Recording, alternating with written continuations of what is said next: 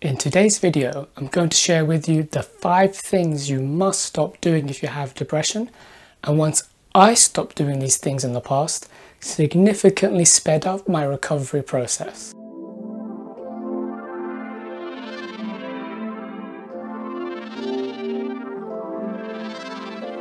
Hi, and welcome back to Mental Health Power.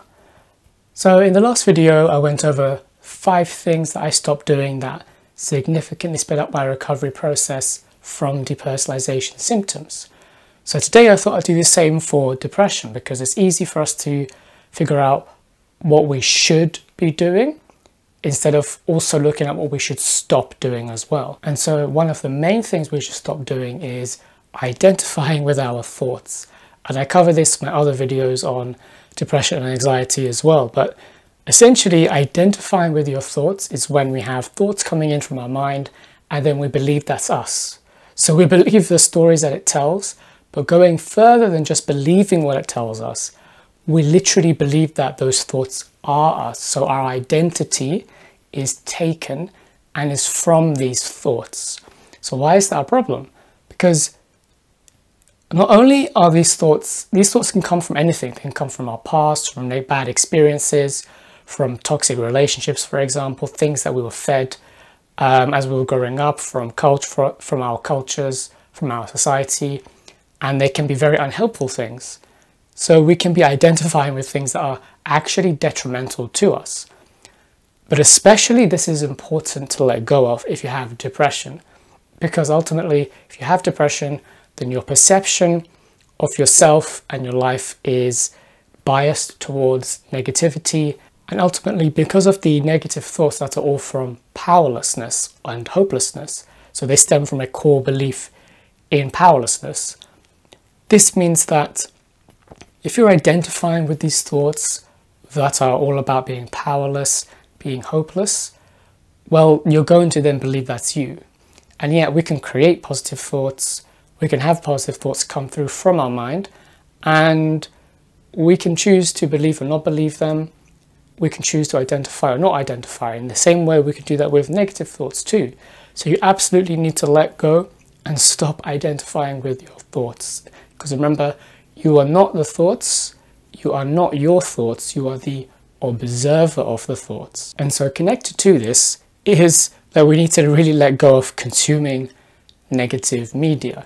So the biggest one for this is the news, so the mainstream media, because so much of the news is really just negativity. So even situations that are not anywhere near as bad as we think, the media will do whatever it can, as we've seen time and time again, to make things seem so much more dramatic than they are. And they do this through the words they use, through images, through music. It depends.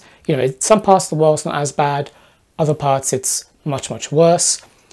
So remember, I'm not saying don't consume news at all. I'm saying be clever and be smart about how you're consuming the news and when you're doing it. Because one of the big habits I think most of us had, and I've had to learn to let go of this, is the first thing we do is we wake up and we look at the news. That's one of the worst things we can do, especially if we have depression. Because when you're first waking up, your mind is still not fully in the conscious mind. So you're in a way almost partly in your subconscious. I know that's a strange thing to say, just based on my own experiences, something I noticed. So it's almost like you are more susceptible to the things that you're being fed at that moment. So the first thing you're being fed, first thing in the morning, the first thing you're feeding your mind, is just negativity and anger from the media. That's going to set you up like that for the rest of the day. So I can simply recommend minimizing the amount of news that you cover. And so of course the question might be, but isn't the news what we need to know? What's happening around the world? Well, yes, but there's another side to this, because don't forget that the news corporations are ultimately businesses, right? So their main priority is making money. And the way they make money is by taking our attention. So the longer they can take our attention, the more money they make through advertising and through other things, right? So is it really in the interest for us to be given from them positive and really truly balanced news, is that really going to constantly grab our attention? No. What's going to grab our attention is anything that seems shocking, anything that provokes anger and fear, which is ironic because you'd think we wouldn't want to consume fear, but because we want to be informed of things that could potentially affect us, of course then we're going to look at the media. So I'm not saying stop consuming the media, I'm saying be smart about it. And the way you do this is take it with a pinch of salt. So what I mean is just keep in mind that what you are watching is there not primarily to inform you of the truth, but is primarily there to firstly take your attention, and then there will be some elements of what you want to know are in there. But you also have to do your own research as well, and this can alleviate a lot of depression, because if you take your worldview just from the mainstream media, you're going to be feeding negative worldview, negative thoughts, which only feed depression.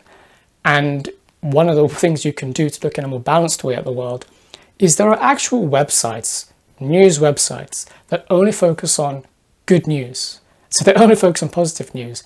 So one of them, I believe, is called the Good News Network. And so I started only looking at that news in the morning when I woke up.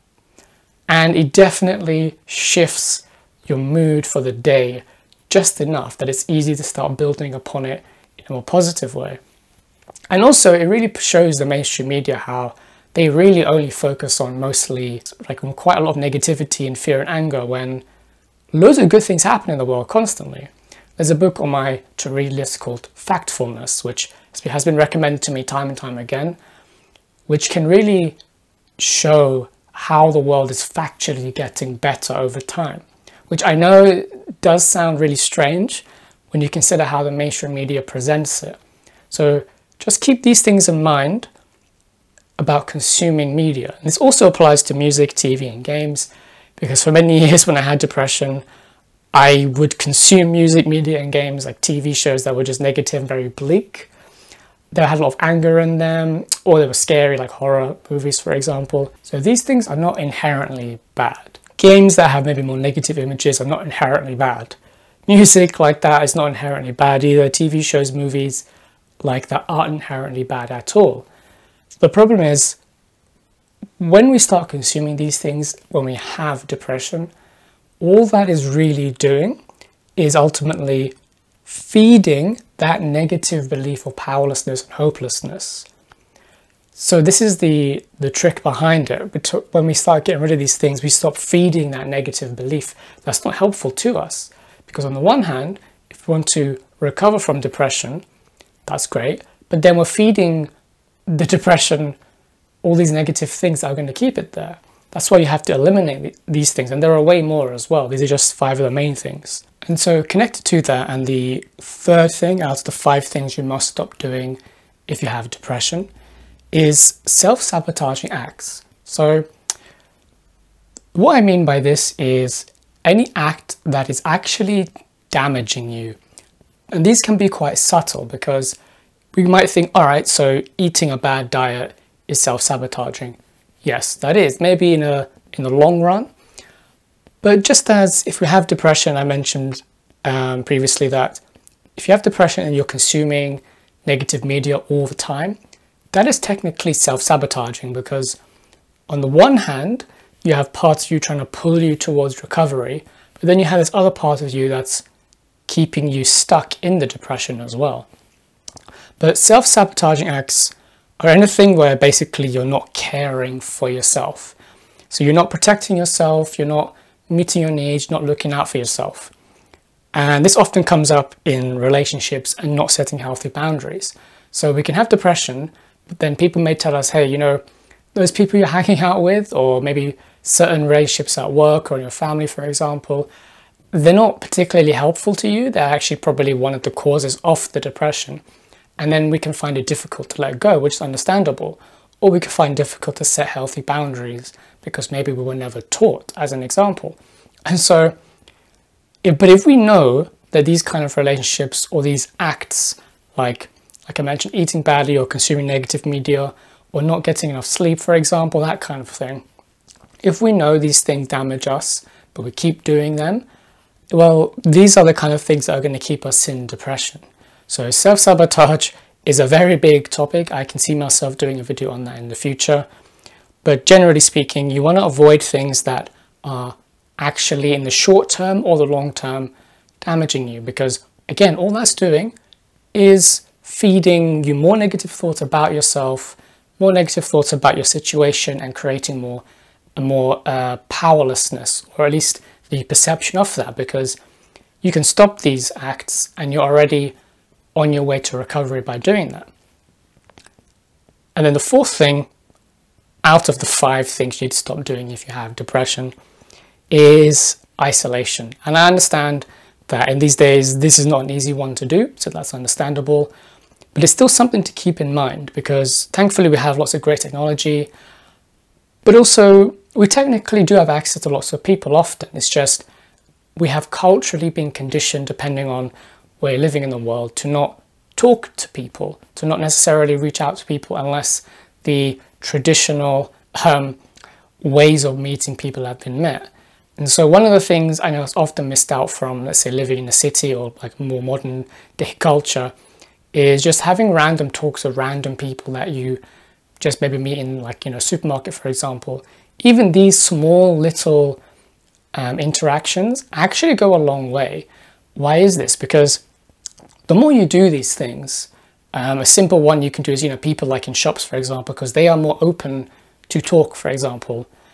The more you do this, the more what you're doing is you're feeding this belief that you have power, because isolation ultimately does eventually lead to feeling powerless and hopeless. When you're around people, I should point out people that you have good relationships with, this inevitably will help to create support. This inevitably can help to create validation. Again, you need to be around people who really do get you. I know that's not an easy thing to do. So the next best thing is to look online for groups where you can actually talk to people who are validating and who are understanding. By validating, I mean they don't dismiss your experiences. There is a level of understanding, or at least acceptance. So you feel like you have the ability to express yourself freely. Because when we're not validated, when we're not supported, and we aren't around understanding people, that just feeds the powerlessness. So it creates more negative thoughts about ourselves and the world, because now you can't even express yourself, and that's extremely as an extremely negative experience. I will feel powerless. And so the 5th thing that you want to do out of the 5 things that you must stop doing if you have depression is you got to stop blaming yourself. And I know this is a hard one. And when we have depression, because we're in that state of perceiving ourselves and other things as being powerless, this often leads us to blame ourselves for all our problems. But in my previous video on depression, where I mentioned that the root cause of depression and lots of mental health issues is trauma, especially in childhood, are long-term stresses. And these are symptoms and natural reactions that come from traumas and stresses. So we really shouldn't blame ourselves, because most of these aren't our fault. And if for some reason we did contribute to certain problems, we're human, we make mistakes. And so ultimately, if you're blaming yourself, not only are you feeding the powerlessness, but you're feeding self-hate. And this is where self-sabotage comes from, because we can have a part of us that blames ourselves. And so because we blame ourselves, that part of us will do things that sabotage ourselves and keep us locked in that depression. Because when we're blaming ourselves, ultimately, this just feeds very low self-esteem, which gets lower and lower over time. Because you have to think of yourself as being 2 people. The one who gives yourself experiences and the one who receives experiences. So if you're constantly blaming yourself, imagine there's like 2 versions of you. You're blaming yourself, but then you're going ahead and then doing things that are damaging you. That's not going to help. So by cutting out these things, you're already raising your self-esteem, because you're now giving yourself better experiences by simply not giving yourself bad experiences. So you can build upon that and start giving yourself good experiences. So whenever we blame ourselves, it doesn't actually solve anything. Because sometimes we think, oh, if we blame ourselves, if we're harsh to ourselves in our thoughts, because when we have self-blame, we inevitably end up with negative thoughts about ourselves, but that just keeps us in powerlessness. what ends up happening is those thoughts just feed everything else. So you really have to be gentle with yourself and be forgiving to yourself. So those are the 5 things you must stop doing if you have depression. There are plenty more, and in future videos I'll cover the more subtle ones as well. So thank you for watching, and I'll see you in the next video. Don't forget to comment below if you have any questions, and hit the like button and subscribe for more videos. And I'll see you in the next one. Take care.